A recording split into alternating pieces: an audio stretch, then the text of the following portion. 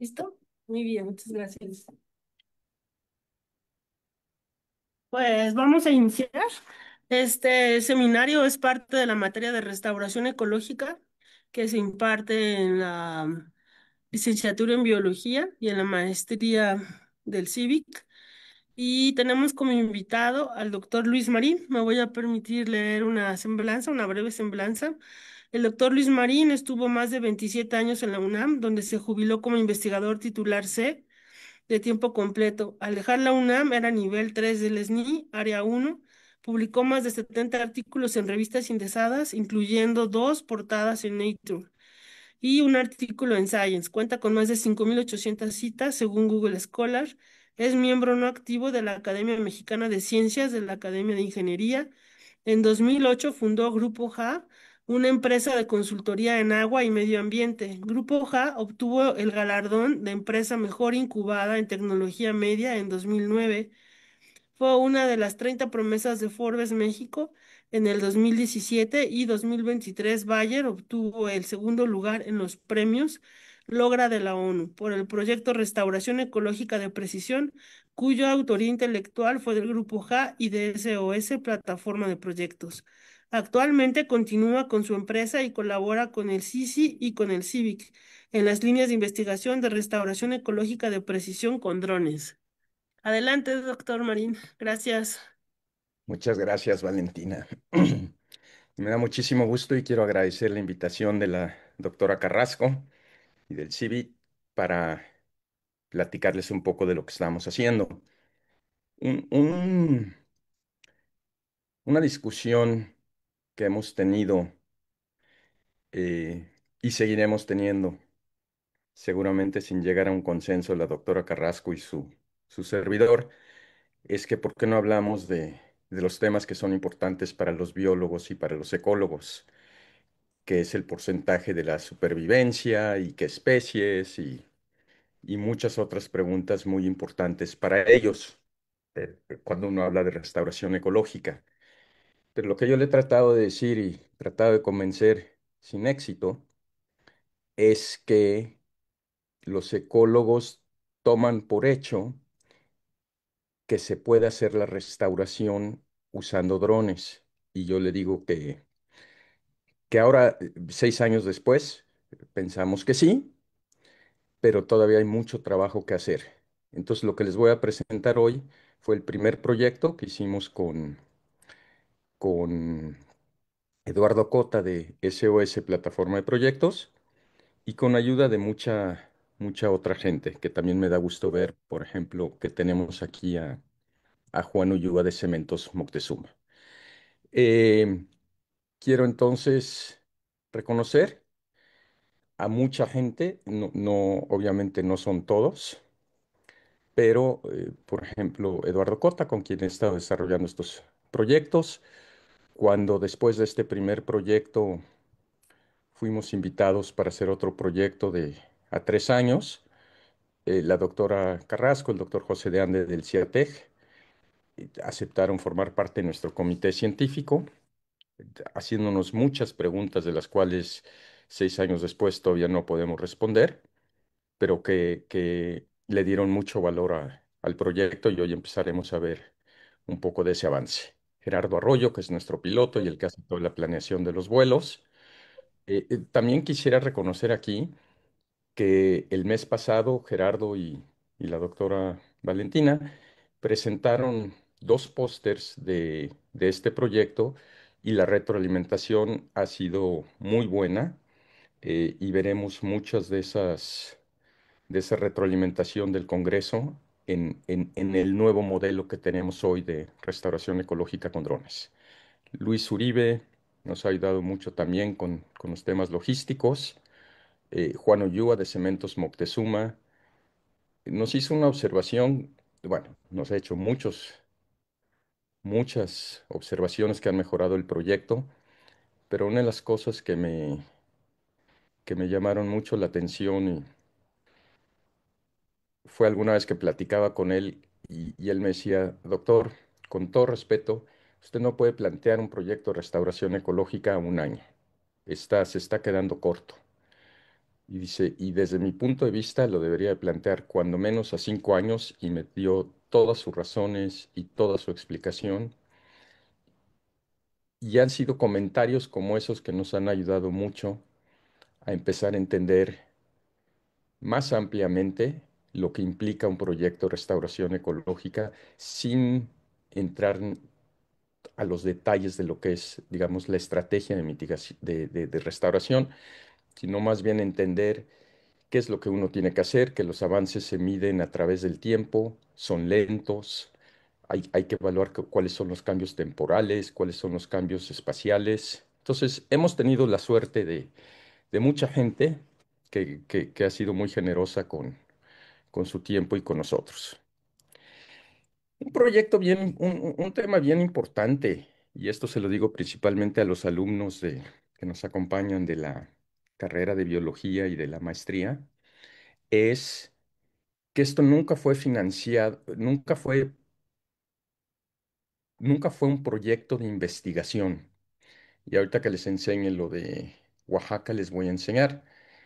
El primer proyecto, es decir, han sido proyectos de restauración ecológica o lo que, bueno, eh, algunas gentes usan el tema de reforestación, pero la reforestación también, de lo que yo tengo entendido, yo soy geólogo, no soy ecólogo, es que la reforestación hoy en día se usa más para actividades comerciales, la venta de los árboles de Navidad, ese tipo de cosas. Entonces, que un nombre más apropiado es la restauración ecológica. Y cuando hablamos de restauración ecológica, a los clientes, y aquí tenemos algunos como Fundación Chedraui que financiaron este proyecto de Oaxaca, Nestlé ha financiado otros proyectos. Posteriormente, y ya hablaremos más adelante de eso, Bayer nos financió durante 3 años. eh, pero ellos finalmente, lo que se les vendía a ellos era ir y restaurar un número de hectáreas. El proyecto más chico que yo me acuerdo, que seguramente no es ese, es el de 40 hectáreas, que es este de Oaxaca. Y en el caso de Bayer, eh, hicimos 3 proyectos de 250 hectáreas cada año.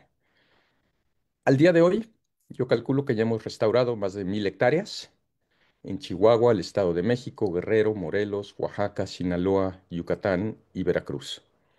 Y esto nos ha dado mucha experiencia, eh, mucho aprendizaje y empezar a aprender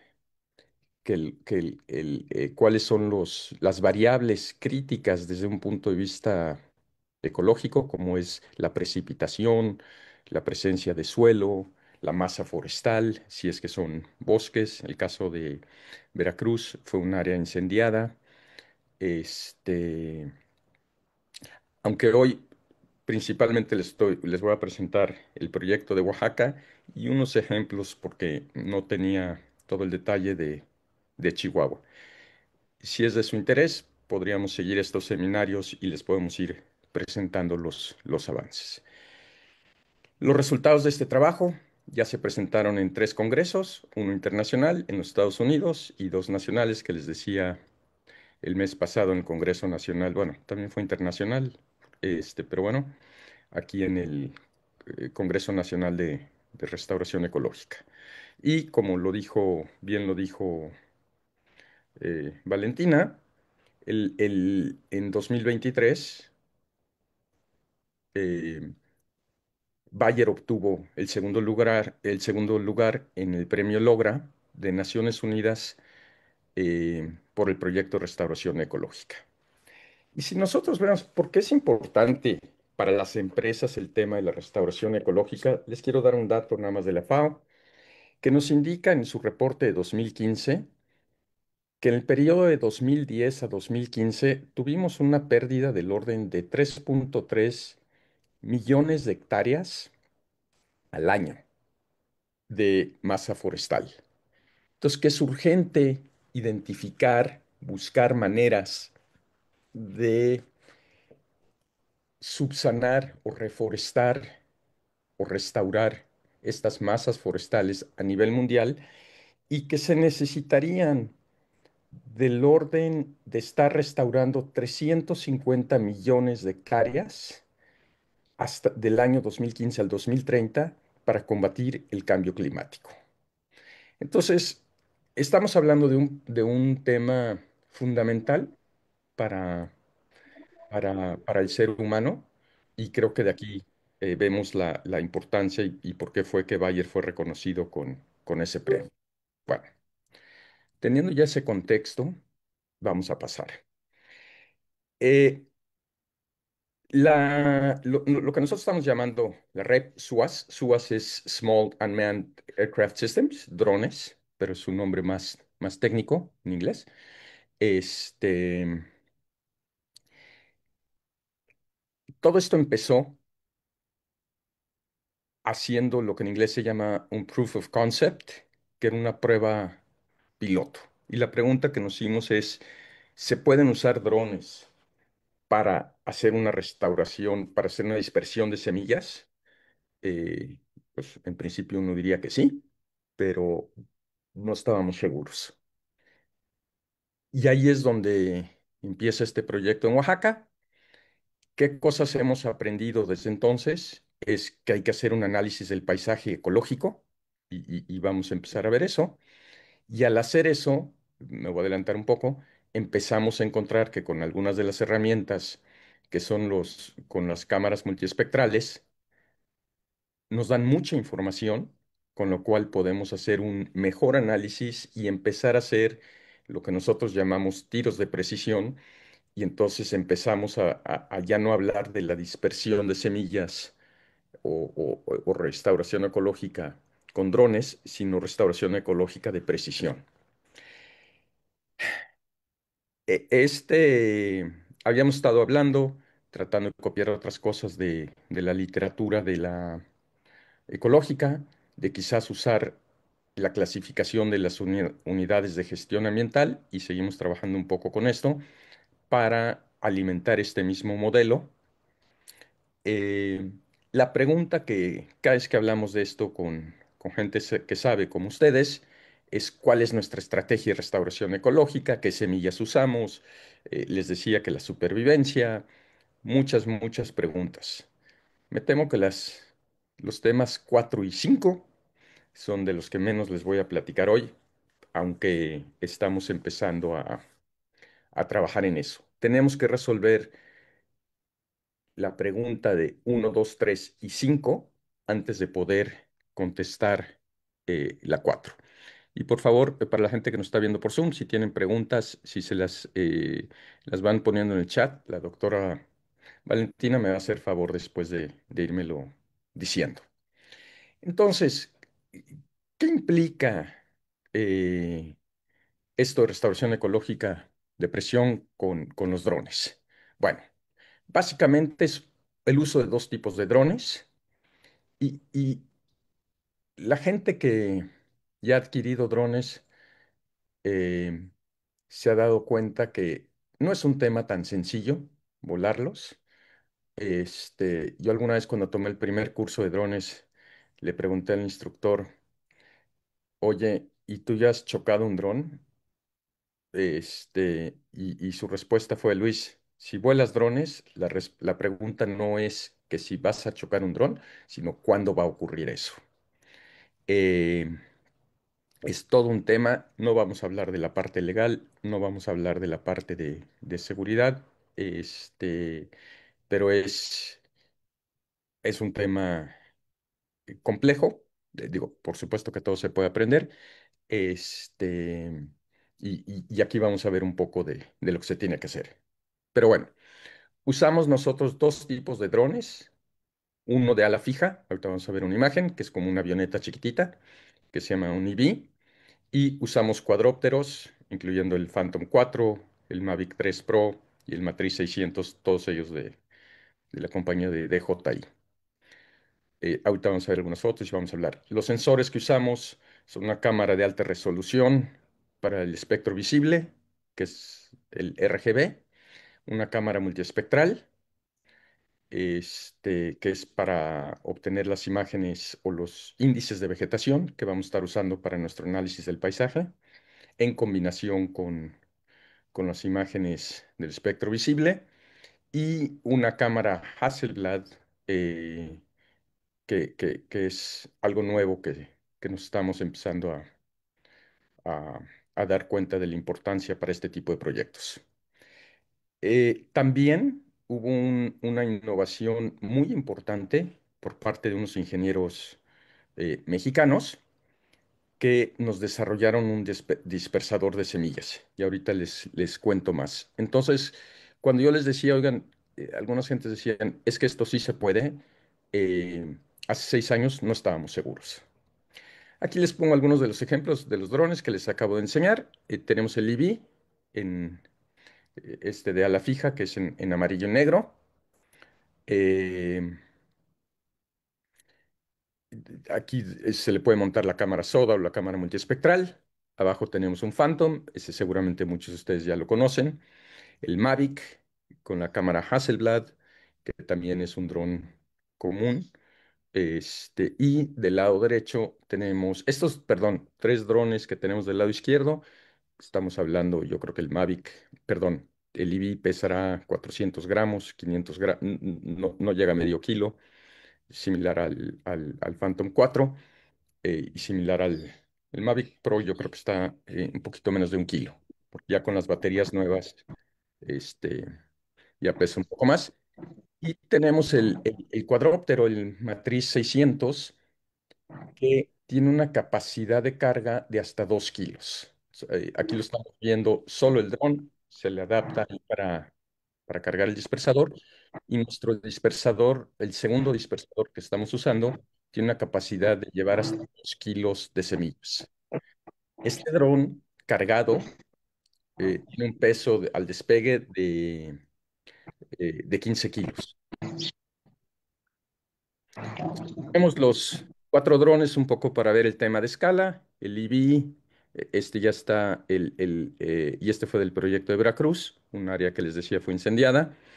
Tenemos ya en este caso el matriz con el dispersador de semillas que vamos a ver, el Phantom y el Mavic, un poquito para que tengan una idea del tamaño. Un tema que vamos a ver que ha sido fundamental aquí y que es de los problemas que estamos trabajando para resolver, es el tema de la resolución espacial. ¿Qué estoy buscando? En el IBI, el dron de ala fija que nos sirve para hacer lo que voy a llamar los vuelos regionales, el área general donde vamos a trabajar, y ahorita veremos ejemplos de eso. Uso la cámara que está del lado derecho, inferior, que es la cámara SODA, genero una serie de fotografías, armo un ortomosaico, las imágenes están georreferenciadas, entonces puedo más o menos obtener, ver sus coordenadas geográficas, y estas cámaras pesan como 110 gramos. La Sequoia, que es la que veo arriba, que me toma las diferentes bandas de la eh, multiespectrales para generar los índices de vegetación. Y por el otro lado, sin embargo, estas fotografías, cuando las tomo, y ahorita lo vamos a ver, a 100 metros de altura, el tema de la resolución sí me sirve para estos análisis regionales, pero no me sirve para el detalle. Adquirimos un dron, un Mavic Pro, con tres cámaras Hasselblads, que son muy buenas cámaras, nada más para recordar, cuando el hombre fue a la luna en los 60, finales de los 60, la cámara que llevaron era una Hasselblad. Y tienen los telefotos, este, que nos permite unos acercamientos verdaderamente impresionantes. Y con esta cámara es que ahora estamos desarrollando los protocolos para el monitoreo y las líneas base. Aquí tenemos en un Mavic 600 el dispersador. Este primer dispersador que fue diseñado por estos ingenieros poblanos, para ser más precisos, eh, tienen un sistema electrónico, aquí estamos viendo el tren de aterrizaje, que al levantar el tren de aterrizaje se activa el dispersador de semillas y empieza a soltar las semillas. Entonces, cuando llega al área que nosotros queremos para empezar a dispersar la semilla, levantamos el tren de aterrizaje y ya se programó, basado en la velocidad del vuelo, ya se programó la altura, empieza con la dispersión de semillas. Sin embargo, ¿y por qué fue tan importante esto del diseño del dispersador? Porque cuando empezamos el proyecto, los únicos dispersadores de semillas que se vendían eran para una sola semilla, es decir, un tamaño de semilla. Y como vamos a ver un poco más adelante, aquí a veces hacíamos colectas y los tamaños de la semilla variaban muchísimo. Entonces, no había no había un dispersador que cumpliera con nuestras necesidades. Entonces, aquí hubo una oportunidad de hacer una innovación tecnológica, este, muy importante. Sin embargo, con este dispersador de semillas, que fue la primera versión, normalmente el llenado de semillas se volteaba el dron hacia arriba usando el tren de aterrizaje y se rompieron varios trenes de aterrizaje. Entonces vimos que esto no era muy funcional y por eso se desarrolló un segundo dispersador de semillas que vamos a ver. En esta imagen ya estamos viendo el dispersador de semillas. Y perdón, el primer dispersador solo podía llevar como 1 kilo de semilla. Aquí estamos viendo que metemos un cubo que lleva 2 kilos, le caben 2 kilos de semilla. Y con el mismo mecanismo. Cuando despega el dron, al alzar el tren de aterrizaje, ya se empieza a disparar las semillas, que están de acuerdo a la velocidad a la que va a estar volando el dron, va haciendo sus disparos de semillas. Aquí tenemos el ejemplo de las 2 kilos de semilla y lo que les decía de cómo va variando el tamaño de la semilla, y por qué era tan importante contar con un dispensador que nos permitiera tener desde semillas muy pequeñas hasta de varios centímetros de diámetro. Bueno, eh, cuando uno, y en este primer proyecto de Oaxaca que les decía, yo fui invitado por mi socio en este proyecto, Eduardo Cota, querían que grabáramos con drones nosotros la dispersión de semillas. Por supuesto que le dije que sí, sin tener idea de lo que estaba diciendo, pero afortunadamente llevamos nuestro EV con las cámaras de soda y de multiespectral, porque ya que vimos que eso estaba terriblemente complicado y que no iba a ser posible, que no iba a ser posible filmar el dron, porque tratar de seguir el dron, ver las semillas que eran muy chiquitas, esto se resolvió con cámaras y haciendo lo que los fotógrafos llaman staging, que subimos el dron como a 10 metros para poder tomar las fotos, porque si no, no había manera de hacerlo. Pero en realidad la invitación al proyecto de Oaxaca hacia nosotros fue simplemente para la videografía y la toma de fotografías de la dispersión de semillas. ¿Qué cosas nos da un vuelo de RGB? Y vamos a ver algunos ejemplos aquí. Se generan, ahorita vamos a ver, un grupo de fotografías que están georreferenciadas, eh, y se genera un ortomosaico. El ortomosaico nos genera un modelo digital de la superficie, un modelo digital de elevación. Déjenme cerrar aquí la puerta porque estoy escuchando ruidos.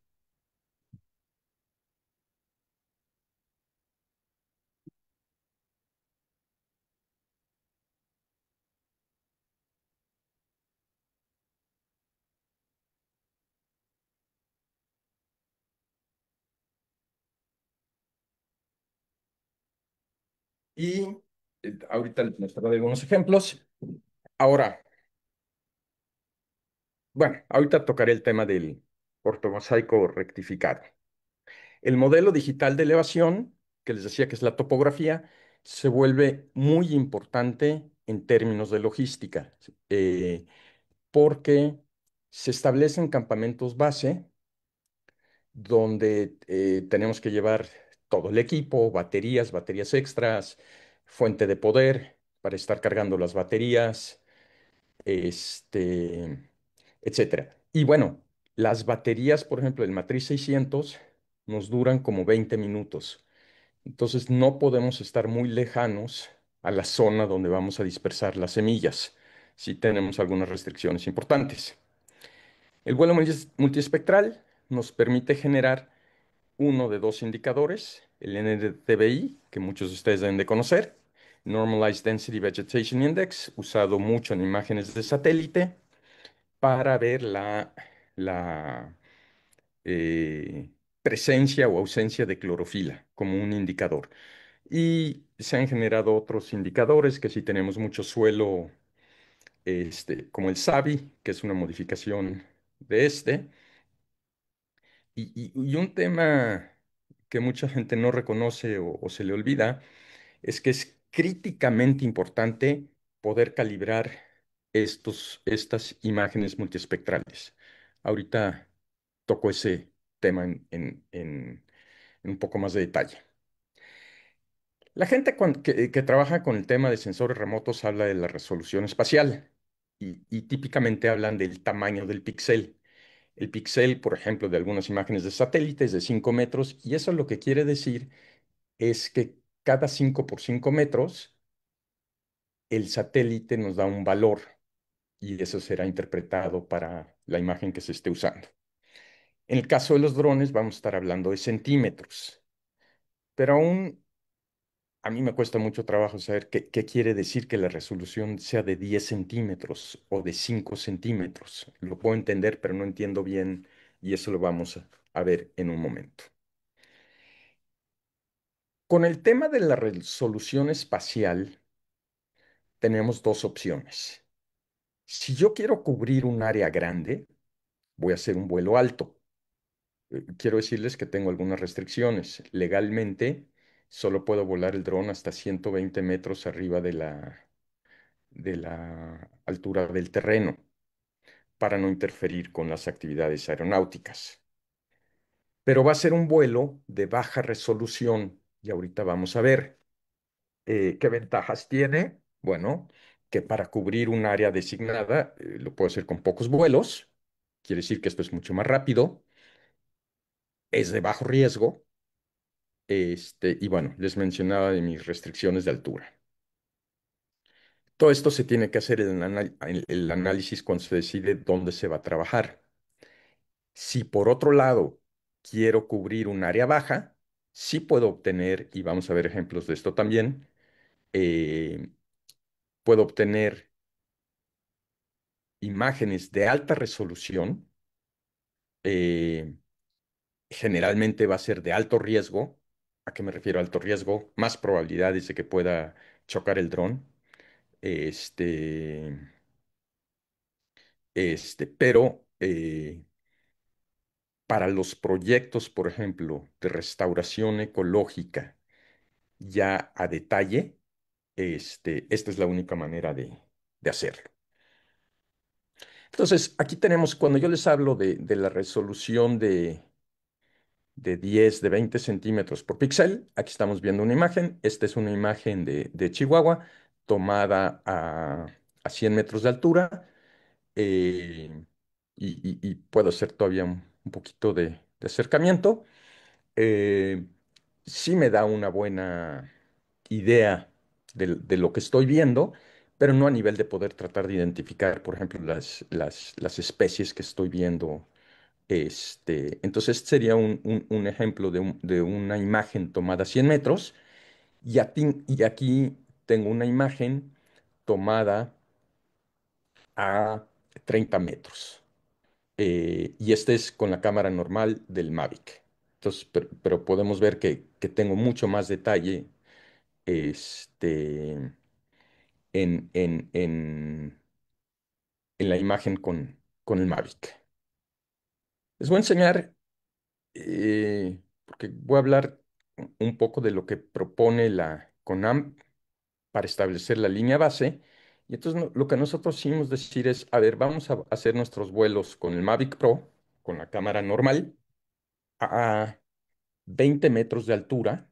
Y aquí tenemos más o menos en esta imagen, usando el coche como escala aproximada, 20 por 10 metros, 20, digamos, de izquierda a derecha, como por 10 metros de abajo hacia arriba. Son cosas que tenemos que medir, pero ahorita quería nada más para darles alguna idea de qué es lo que estaríamos viendo. Y si yo tomo una imagen con el zoom, eh, con la Hasselblad, esta bolsa para baterías que estoy viendo aquí mide aproximadamente 30 por 40 centímetros. Entonces podemos ver que el dron yo lo puedo ir llevar a un lugar y que me tome una foto primero, digamos, para tener como, si lo voy a decir, una visión más amplia, y después un acercamiento. Y aquí, bueno, podemos ver que sí voy a poder ver la vegetación. Aquí tenemos, esta imagen es de Chihuahua, no es de Oaxaca. No teníamos, estos son cosas que hemos estado desarrollando. De hecho, estas imágenes fueron tomadas este año. Este, y podemos ver que, que podemos ver la biomasa, eh, tanto los ortomosaicos que ahorita vamos a ver de RGB regionales como el de multiespectral están georreferenciados. Entonces, la idea va a ser tratar de hablar con nuestros colegas, los biólogos, los ecólogos, para hacer, digo, obviamente en campo se ha hecho una descripción de las especies que estamos encontrando, pero ver también si podemos empezar a trabajar con el tema de Machine Learning para contar y clasificar lo que estamos viendo. Estos son algunos de los temas hacia los cuales queremos orientar nuestra propuesta de restauración ecológica. Y esto es para poder decir, oye, si yo tengo estas imágenes y las puedo correr por un proceso que me diga y tengo la validación de campo, empezar a automatizar todo este análisis. Bueno, aquí tenemos, vamos a Oaxaca, el área donde se corrió, y puse por aquí, ahí está. Ah, bueno, ahorita les digo cuántas imágenes fueron. Se hizo el área de estudio, se corrió el ID. En este caso eran 40 hectáreas, lo que se querían reforestar, áreas altamente degradadas y que habían sufrido más de un incendio en el pasado. Entonces ya aquí ponemos el polígono donde se iba a trabajar. Y aquí tenemos el primer caso, se obtuvieron 358 fotografías, se procesa estas imágenes para construir lo que se llama el ortomosaico y después se hace lo mismo con la cámara multiespectral, donde tenemos casi, bueno, más de 1800 fotografías. Y aquí ya usamos los resultados de este ortomosaico para darle salida con el índice de vegetación que les mencionaba, el NDVI. Esto que nos enseña, donde tenemos verde, hay mucha biomasa y lo podemos ver un poco, aunque no tan fácil, o cuando menos para mí que soy geólogo, sí veo algunos lugares donde tengo más verde que corresponden a estas áreas donde tengo este, mayor presencia de clorofila. Y bueno, lo que veo aquí en rojo es suelo sin nada, absolutamente nada de vegetación. Una de las cosas que me genera el modelo digital de elevación, que nos sirve muchísimo a nosotros, y ahora estoy hablando en términos de la logística, es para ver dónde vamos a poner nuestros campamentos base, de dónde va a despegar mi dron, de dónde va a aterrizar, etcétera, etcétera, porque les decía que estoy limitado en cuanto a la distancia desde mi punto de despegue, y una de las bellezas de la tecnología moderna es que este modelo digital de elevación también me lo puede reproducir como un modelo en 3 dimensiones. Y aquí lo sobrepusimos sobre una imagen de Google Earth. Entonces aquí lo que quiero que empiecen a ver es un poquito el potencial de lo que estas imágenes con los drones nos pueden dar para los temas de investigación en restauración ecológica. Y quisiera, bueno, después si tenemos tiempo les voy a enseñar otras cosas que se pueden hacer, pero se pueden hacer partiendo ya también del ortomosaico.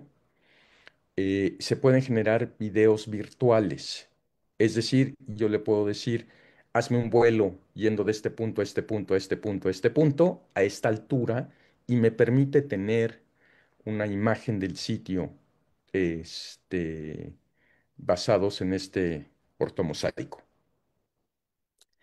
El NDVI, que les decía que es el índice normalizado de densidad de vegetación, esencialmente me mide el infrarrojo cercano, la banda del infrarrojo cercano, dividido por la banda del infrarrojo cercano más el rojo, y esencialmente me va a dar, si tengo mucha clorofila, es una medición indirecta de la clorofila, me va a dar un alto valor, eh, y, eh, y si tengo un valor de -1 a 0, pues me puede indicar problemas como plagas, falta de humedad o simplemente ausencia de clorofila.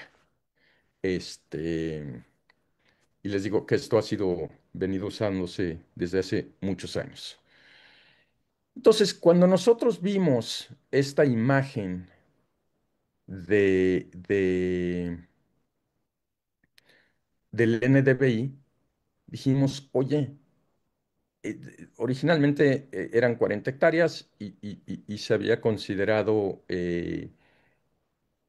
dispersar se recolectaron 40 kilos de semillas en el área, era dispersar 1 kilo de semillas por hectárea en el área a trabajar. Pero a la hora de ver esta imagen, dijimos, oye, espérate. eh, Algunos estudios, me dice la doctora Carrasco, que la depredación anda del orden del 60%. Nosotros lo que estamos haciendo en inglés se considera direct seeding, que es y dicen que es una de las tecnologías más cercanas a la naturaleza. Y en proyectos en todo el mundo, en un artículo, una revisión del estado del arte de direct seeding, dice que se han encontrado que la supervivencia es del orden del 20%. Nosotros no les podemos decir de eso, de este caso de Oaxaca, porque no se ha hecho ningún estudio de seguimiento para ver eso.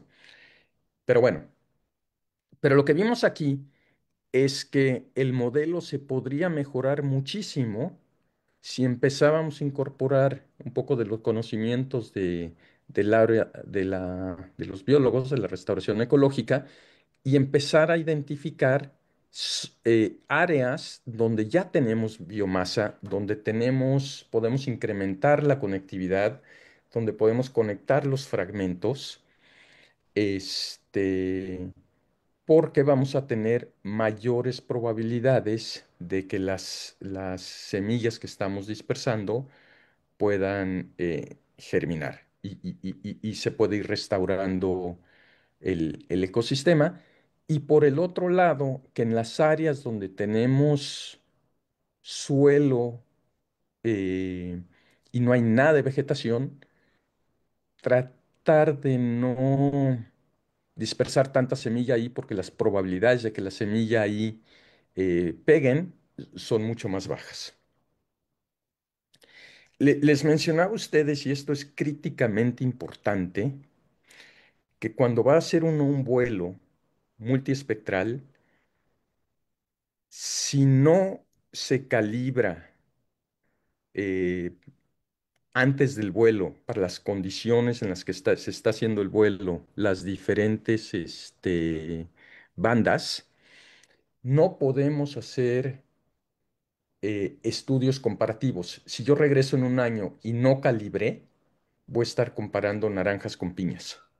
Entonces, muy, muy importante, y por eso quería mostrar esta imagen, que antes de cada vuelo, de hecho, una recomendación es, por si las condiciones cambian, antes y después del vuelo se, se calibra y si no hubo cambios en nubosidad, si no hubo cambios en la, en,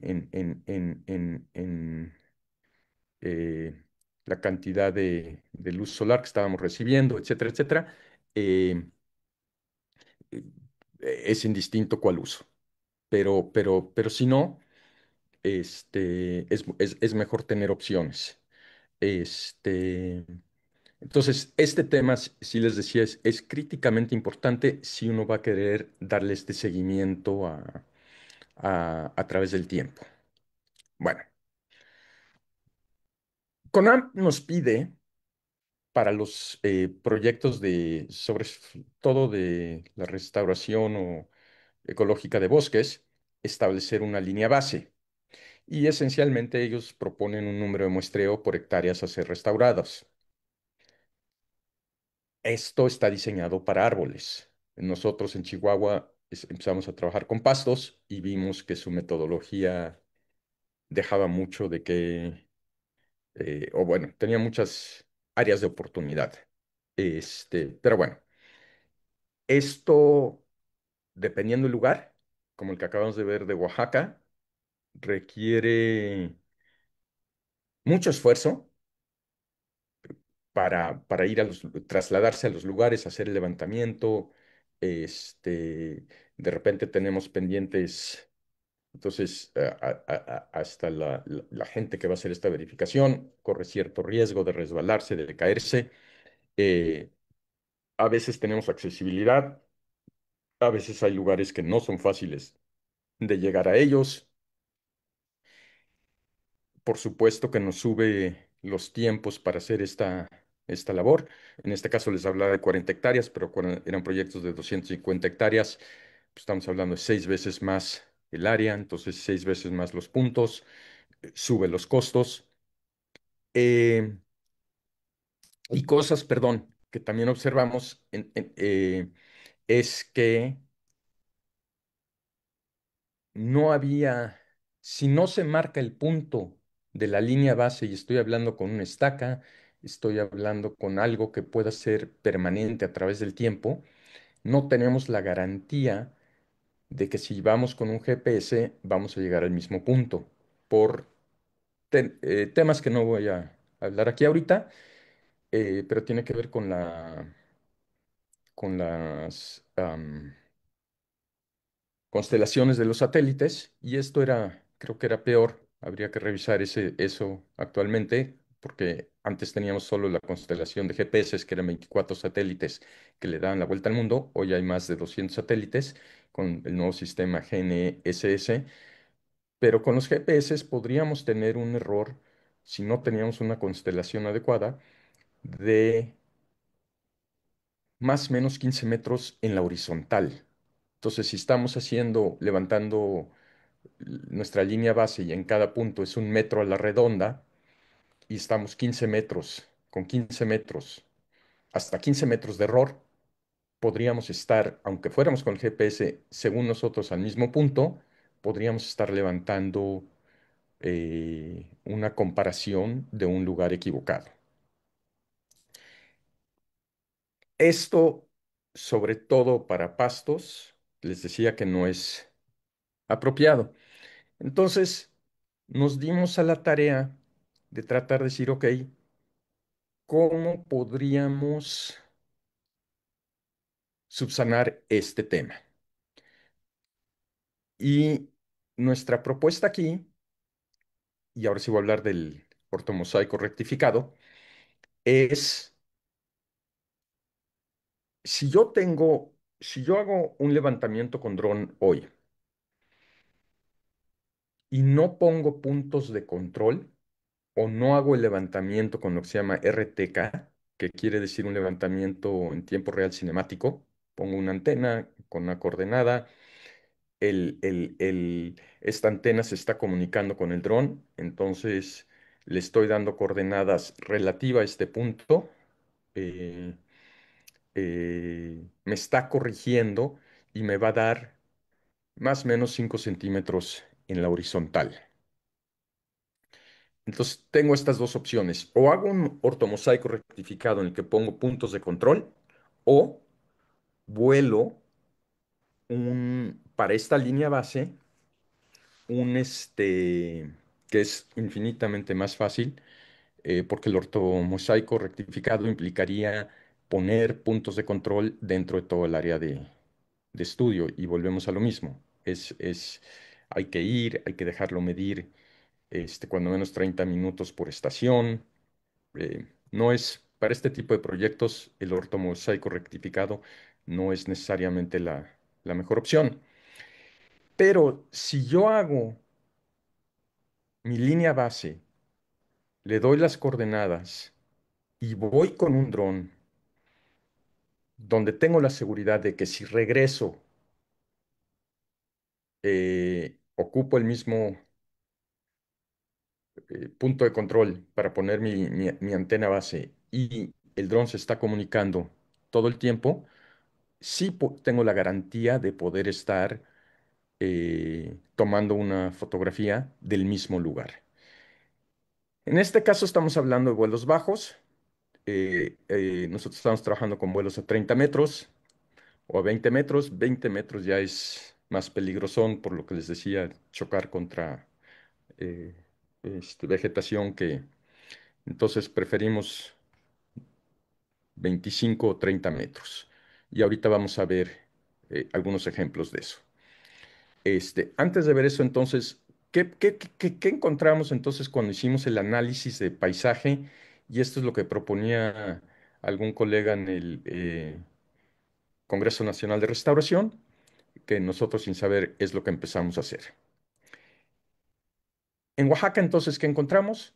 Encontramos dos cosas, y eso es lo que empezó, lo que les decía, toda la idea de esto de restauración ecológica de depresión.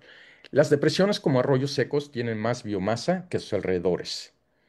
Esto hace sentido cuando lo vimos, porque pues, en las depresiones se va a acumular el suelo. Donde hay más suelo, hay más posibilidades de captar y retener la humedad. También vimos que en los lineamientos, que son por temas de geología estructural, teníamos un poco más de acumulación y yo creo que es lo mismo. Entonces, si vemos un acercamiento de nuestra imagen de Oaxaca, empezamos a decir nosotros, oye, estos círculos que dibujé a mano, y ya verán porque soy geólogo y no artista, eh, serían zonas donde valdría la pena eh, darles mayor prioridad para la dispersión de las semillas. Tenemos esta línea que va de arriba a abajo, por ejemplo, que es un arroyo seco. Y del lado izquierdo, casi en medio de la imagen, tenemos tres lineamientos que también vemos que tenemos una dispersión más o menos de derecha a izquierda. Y bueno, también se ve otro río que sube aquí, no río, un arroyo, perdón. Entonces, esto fue lo que nos dio la idea de decir, oye, esto es como podríamos empezar a hacer nosotros una mejor restauración ecológica y una de las sugerencias del biólogo Juan Ulloa era, pues sí, pero le tienes que dar seguimiento a esto. Y es lo que él decía de los proyectos de 5 años. Y del lado derecho, también marco otros dos puntos, que es donde vemos nosotros que tenemos fragmentos de biomasa con zonas donde hay suelo, zonas en medio que están rojas, que por el concepto de conectividad serían buenas zonas para tratar de unir o tratar de incrementar esta masa y tendrían muy buena probabilidad de que se dispersan semillas, pudieran pegar por su entorno. Entonces, basados en Oaxaca, estos fueron los dos, lo que nos llevó a proponer el tema de restauración ecológica de presión. Después, bueno, digo, ya lo empezamos a ampliar. Y aquí entonces la pregunta, o en inglés dirían de compromise, como digamos un término medio, porque si a mí me van a pagar X cantidad para restaurar 40 hectáreas y yo le digo, oye, es que aquí en realidad yo debería de, fíjate que a lo mejor no son 40 hectáreas, van a ser 10 hectáreas, porque quiero hacer tiros de presión, va a ser mucho más difícil vender el proyecto. Entonces, lo que tenemos que llegar es, les decía, a este punto medio de decir, ok, ¿cómo identifico mis áreas prioritarias? Y yo les decía a ustedes esto de las unidades de gestión ambiental, ya habíamos pensado quizás en ir creando una matriz, pero realmente lo que nos estamos inclinando ahora es no hacer esa matriz, sino básicamente trabajar con la imagen del NDVI, y sobre esto decidir definir, digamos, quizás tres zonas: alta prioridad, media prioridad y baja prioridad. Y enfocarnos en la alta prioridad, como pudiéramos decir aquí. eh, Faltaría agregar lo que yo les decía de la conectividad aquí del lado izquierdo. eh, Media prioridad para ir cumpliendo el número de hectáreas que el cliente nos está pidiendo. En el Congreso, una persona que ahorita les digo el nombre, déjame ver si lo apunté, creo que no lo apunté, pero bueno, una doctora, Elian Secón se llama. gracias, Valentina, dio una de las plenarias y nos platicaba, y podemos ver del lado derecho de estos de corredores de restauración ecológica, y cómo del lado derecho podemos ver estos fragmentos. Ahorita vamos a ver algunos ejemplos, y hablando de cosas que podemos hacer. Y esto nos ayudó mucho para mejorar nuestro modelo, y ahorita les vamos a enseñar. Aquí les estoy mostrando una imagen que tomé de un video de Oaxaca, donde podemos ver estos fragmentos de vegetación que tenemos. Y ahora con lo que aprendimos con el Congreso, nos dice que estas son las áreas que deberíamos de tratar de restaurar para tratar, porque ya tenemos un poco de biomasa en esta zona, tratar de mejorar esta conectividad. Entonces, lo que veíamos allá esquemáticamente como un fragmento, aquí lo vemos ya en un ejemplo. Quiero hablarles tantito, ay, ya me tengo que apurar, de cómo hacemos la planeación. Aquí tenemos un proyecto de Bayer. Este es de Chihuahua, no tenía lo de Oaxaca a la mano y mi piloto estaba afuera. Entonces, pero era importante para mí empezar a enseñarles. Tenemos uno de los caminos que vemos aquí en rojo, algunos arroyos. Esto es en una presa. Entonces, bueno, este fue el área donde íbamos a trabajar. ¿Cómo lo trabajamos? En este caso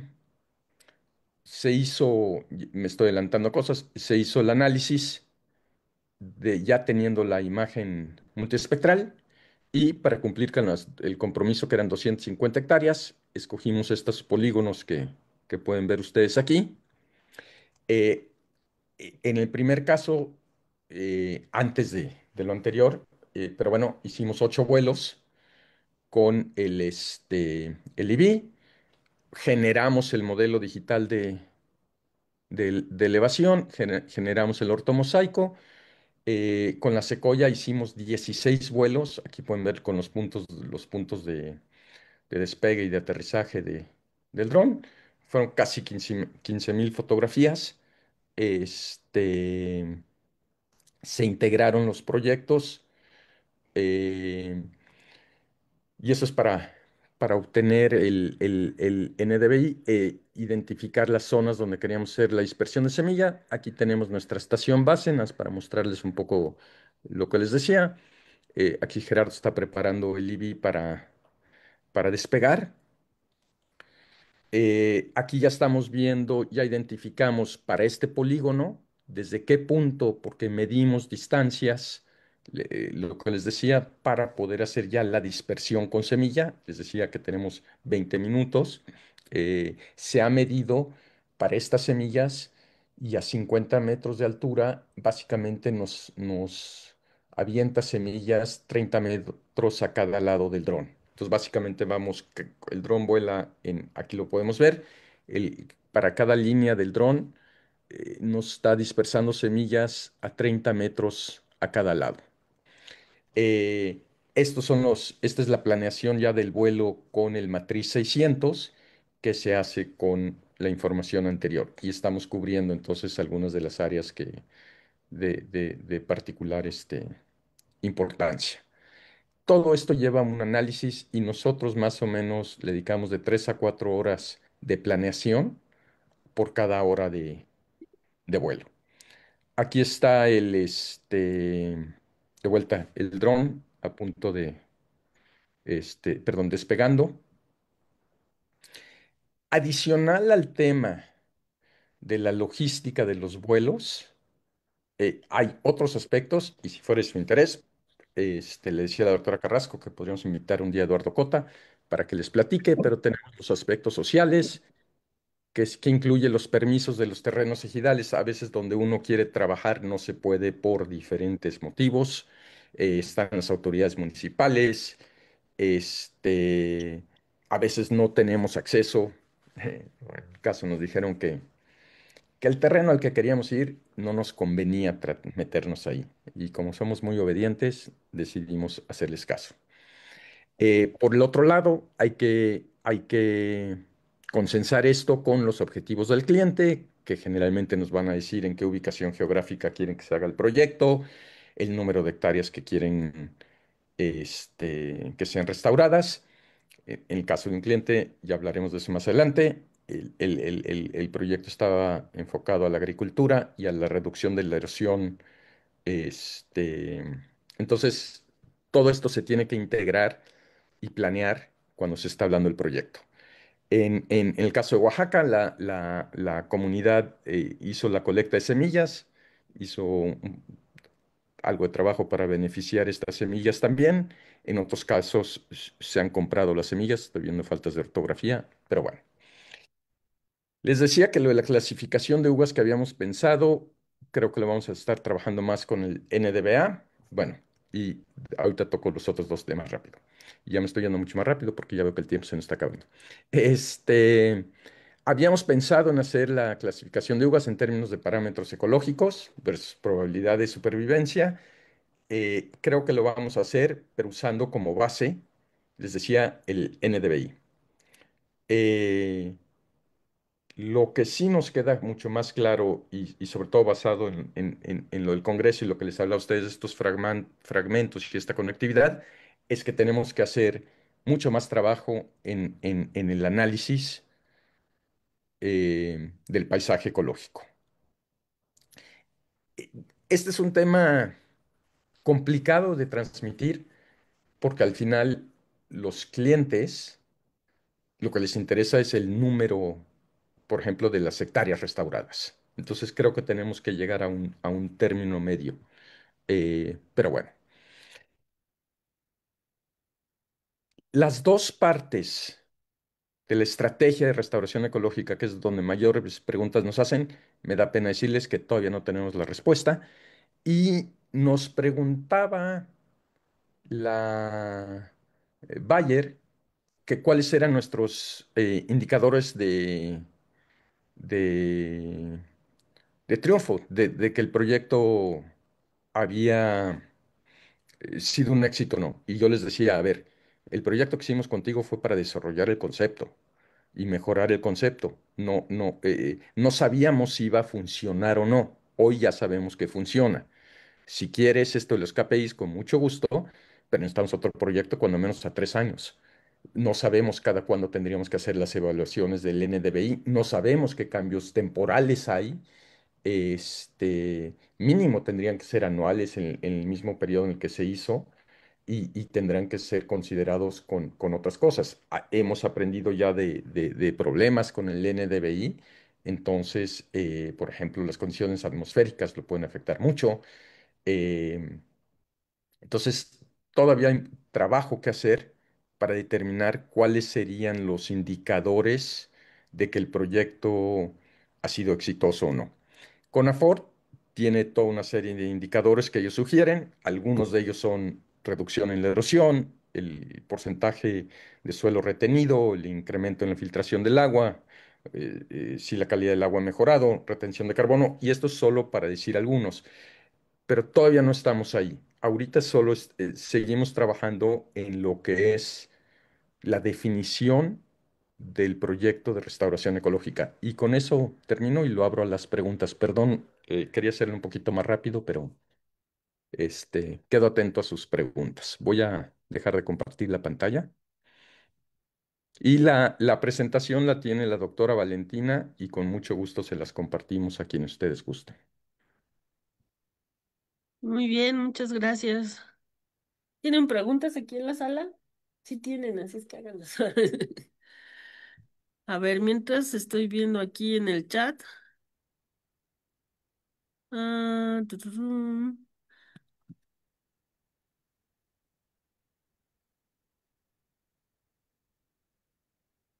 Dice que yo hice una pregunta, yo creo que esto es de otra cosa.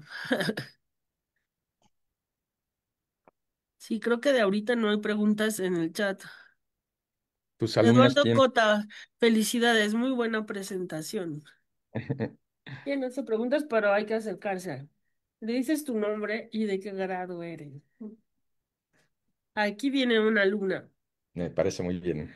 Hola, buenas tardes, soy Galilea. Una pregunta, ¿todavía no han evaluado qué porcentaje de las semillas germinaron con el uso de estos drones? No, y es justo lo que te decía. El proyecto de Oaxaca fue de un año. Y ese es el comentario que Juan Ulloa me decía que estaba mal planteado. Porque me decía, ¿cómo vas a contestar esa pregunta?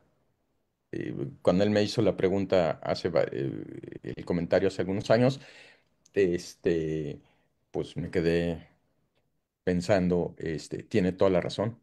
Entonces estuvo mal planteado el proyecto. Pero es muy difícil.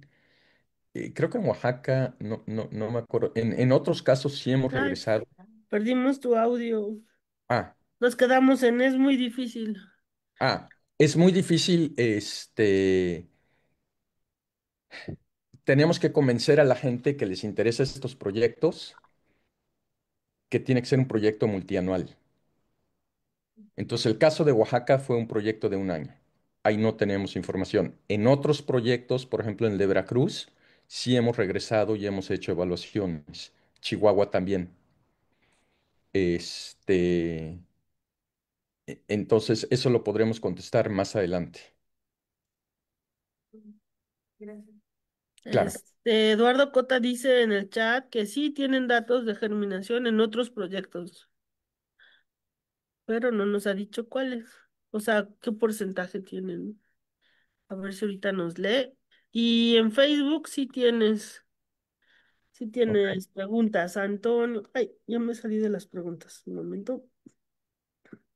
Tienes muchas reacciones. Antonio Moreno Talamantes dice, se puede dejar haciendo una toma larga dependiendo de la distancia a la que está la base de la red de INEGI, de la base del dron en vuelos RTK y después hacer postproceso PPK de la misma corrigiendo en la red de INEGI. Posteriormente, con un software como Red Toolbox, se pueden post-procesar cada fotografía aérea y corregir aún más el error que da el vuelo RTK. Sí, sin duda. Nosotros cuando hacemos lo de RTK, nos ligamos a una base de INEGI, que es 3 horas para dos de las bases. eh, y ya con eso ya tenemos ¿cómo se llama? Coordenadas, bueno, eh, ese es otro tema, pero bueno, que uno diría absolutas, pero ya están ligadas en eje, pero ya le podemos dar coordenadas al punto o puntos, porque a veces no es posible correr todo con una sola base del RTK. Entonces, eso se puede ir moviendo, pero sí, por supuesto. Eso es pero esas son de las cosas que hemos aprendido ahora. Nosotros regresamos en Chihuahua y a la hora de empezar a ver con las fotografías de Chihuahua, estábamos viendo que no siempre teníamos la certeza de estar regresando al punto donde se había levantado la línea Otra base. vez perdimos tu audio. Ah, Ah, que no siempre teníamos. no siempre teníamos la certeza de estar regresando al mismo punto donde se hizo el levantamiento. Entonces, fue de las cosas que hemos ido aprendiendo. Y eso se vuelve fundamental, porque si no, estás comparando naranjas con mandarinas. Claro.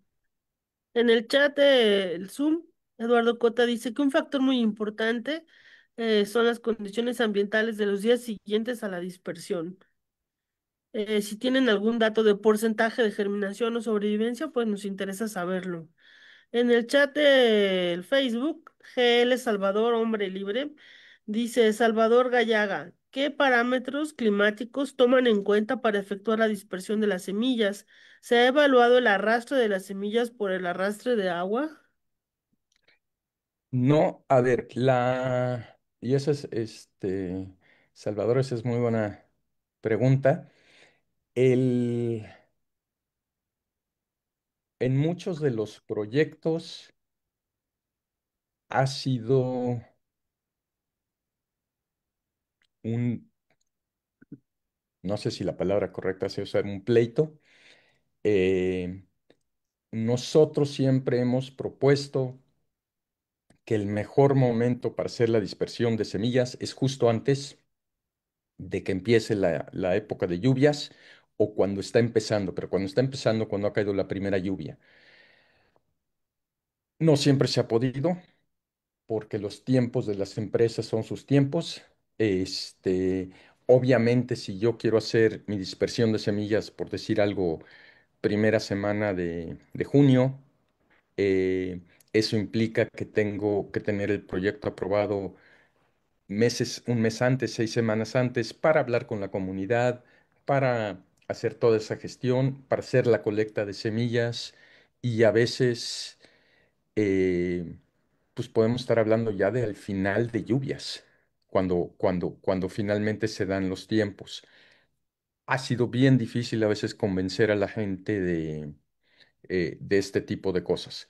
Lo que sí hacemos es el análisis cuando ya el proyecto fue aceptado de cómo va a estar el tema de lluvias, pero ya es muy, muy de corto plazo para decir dentro de si ya tengo el proyecto, ya tengo las semillas, me conviene empezar a dispersar en 15 días o en un mes. Digo, ese es un poquito, pero realmente es poco el- la oportunidad que hemos tenido ahí. Y creo que ahí obedece, la verdad es que con el tiempo me he dado cuenta de lo importante del comentario de Juan Ulloa cuando él hablaba de un proyecto a varios años, porque eso ya permite planear.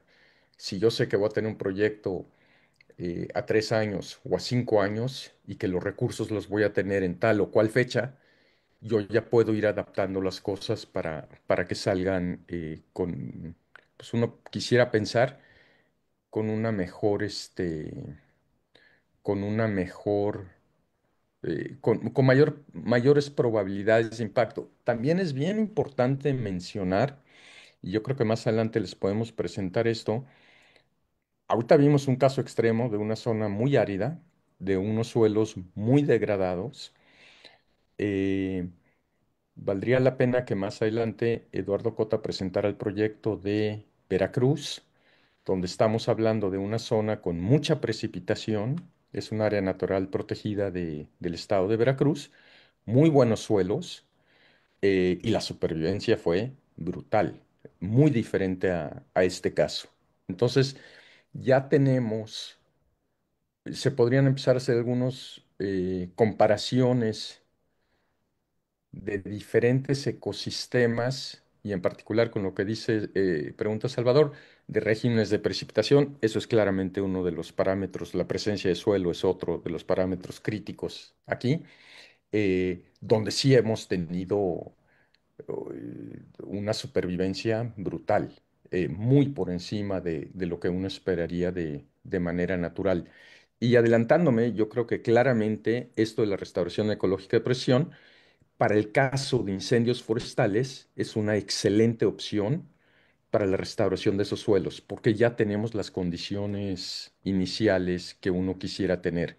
Pero como somos medio tontos, nosotros nos vamos a meter a estos lugares harto complicados, pero nos encanta, porque ahí es donde uno puede aprender más, yo creo. Hay más comentarios en el chat.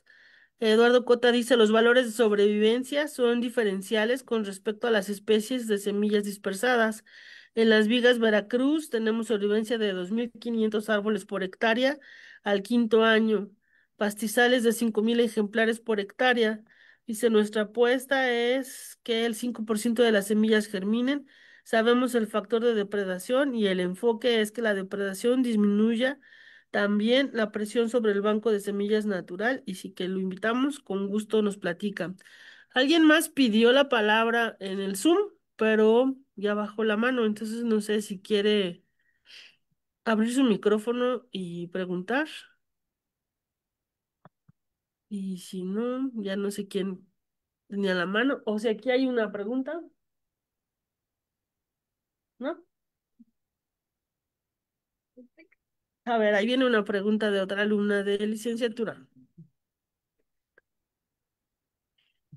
Pues hola, buenas tardes. Me llamo Juliana y pues de acuerdo a lo que estaba comentando acerca de la participación de la sociedad, tengo duda de que si realizaron algunos talleres con las comunidades y pues sí, pues si es en caso afirmativo, ¿cómo iniciaron estos procesos de incluir a la sociedad y pues cómo lograron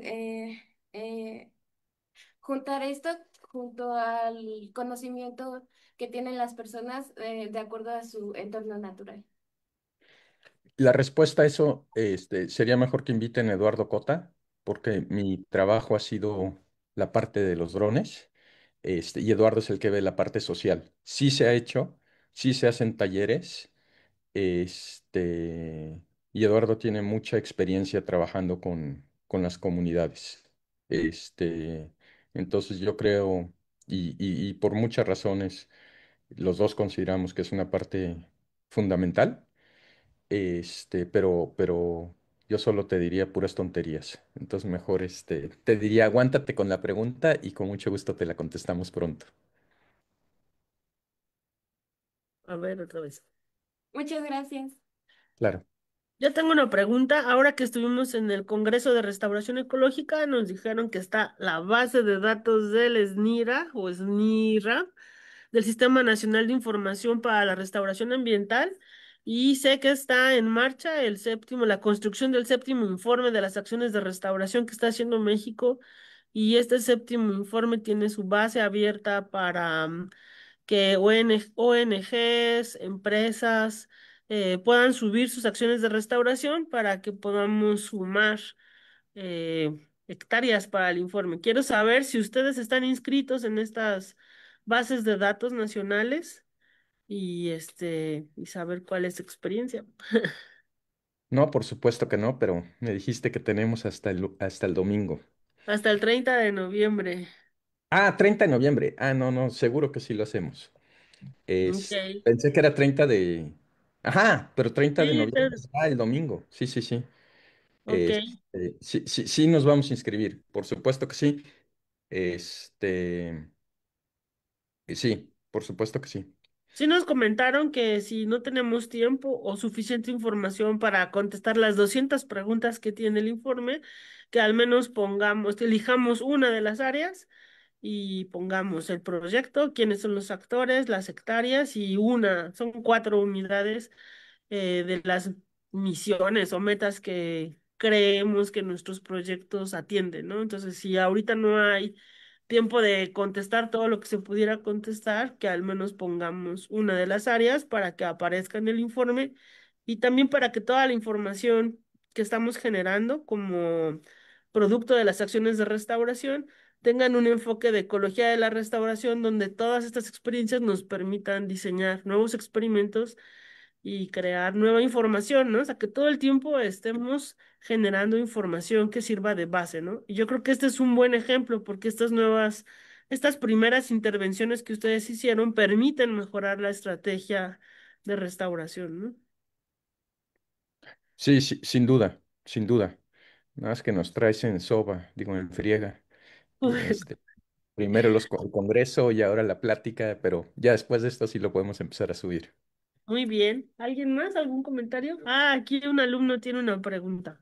Claro que sí. Este es tu nombre. Hola, yo soy Juan Carlos. Mi pregunta va más sobre el método en general del uso de los drones. Si ha pensado el valorar o, bueno, cuantificar si este método es más efectivo respecto a otros métodos para, digamos, al final, si al realizar todo este proyecto se pueda vender como una idea de uso, ¿no? De usamos drones porque es más, a lo mejor económico, es más viable, da mejores resultados o algo así respecto a otros métodos. Tu pregunta es muy buena. Este, y yo me gasté hace algunos años mucho dinero haciendo un programa de alta dirección en el IPADE, y aprendí una palabra después de gastarme un dineral, y es depende. Entonces, como buen alumno del IPADE, te digo que depende. A ver, el método es muy bueno, es los costos sobre una restauración tradicional de ir y plantar árboles, crecerlos, etcétera, los costos andan sobre 30-35%. Entonces, si hablamos de solo de recursos económicos, sí estamos hablando que es mucho más eficiente. Si estamos hablando de tiempos, sí es mucho más eficiente. Si puedes acortar tus tiempos para hacer la dispersión de semillas. Sin embargo, tenemos clientes que a mí me han dicho, oye, tu proyecto está muy padre, clientes, te estoy hablando de multinacionales, pero el trabajar contigo con los drones implica no darle trabajo a las comunidades. Y para mí la parte social es muy importante.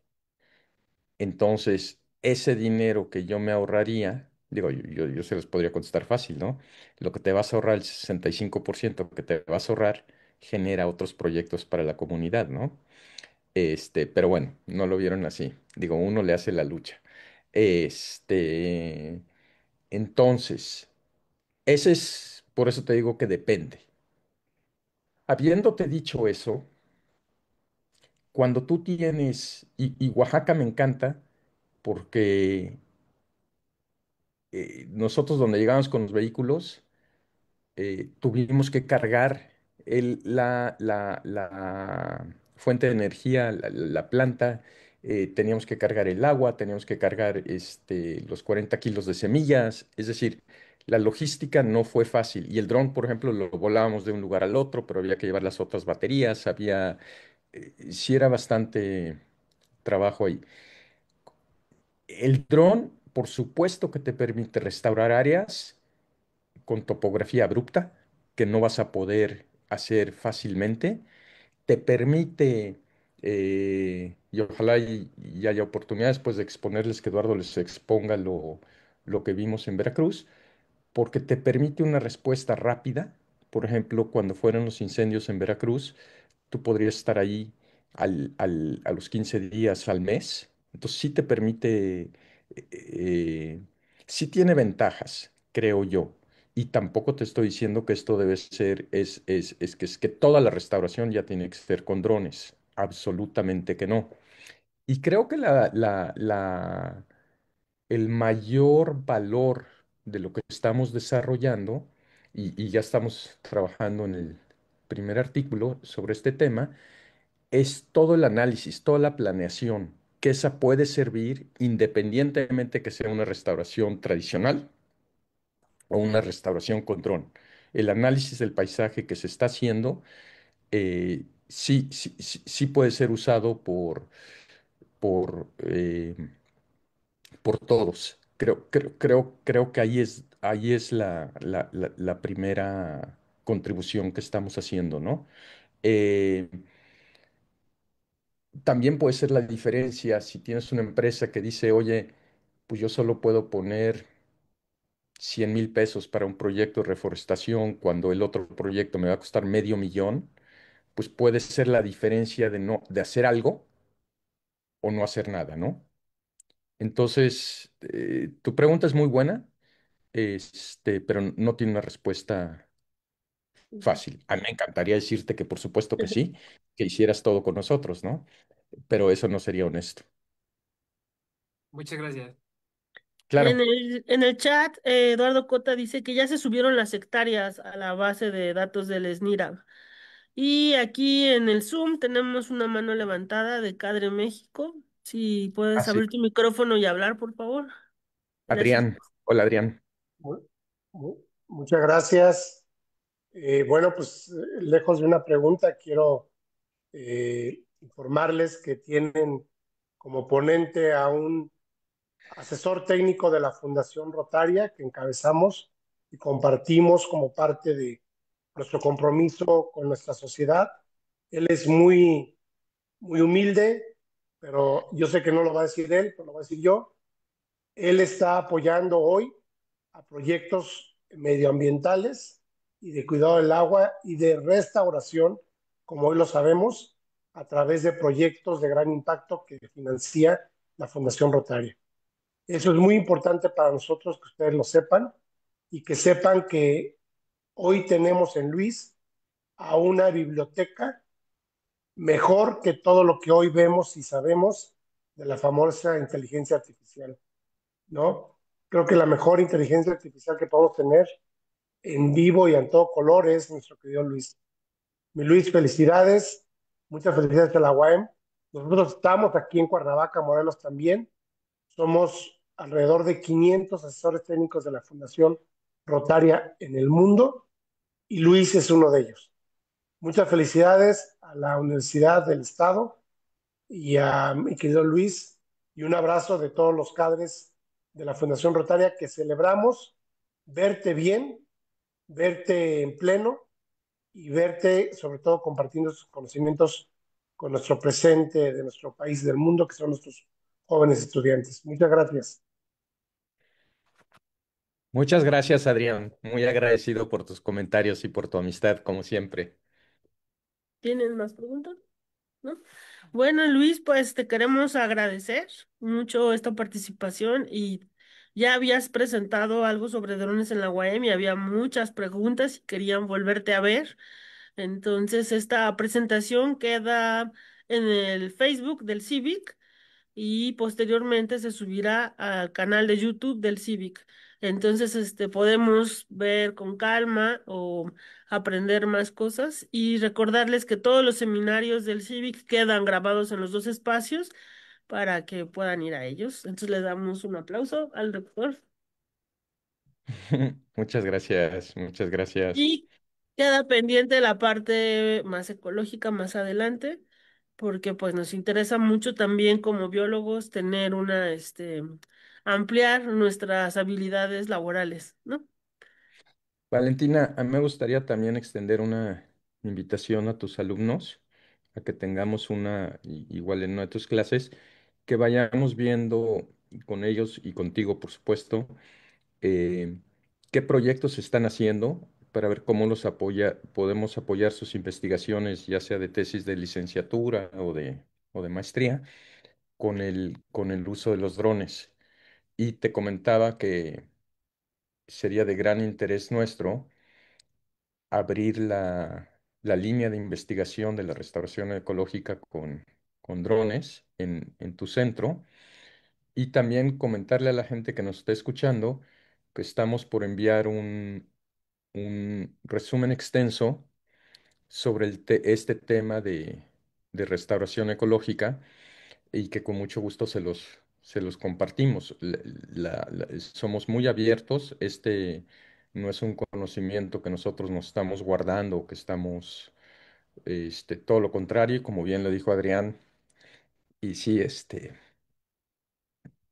a veces cuesta trabajo un poco de hablar de la suerte que uno ha tenido, pero bueno, la idea sí es compartir esto con todos Y por supuesto que si alguien tiene dudas, preguntas más específicas, con mucho gusto se las contestaremos para que ustedes puedan desarrollar sus proyectos usando lo que nosotros hemos aprendido. Entonces no es solo para nosotros, al contrario, y te agradecemos la oportunidad que el centro nos ha dado de seguir compartiendo con estos y esperamos verlos pronto.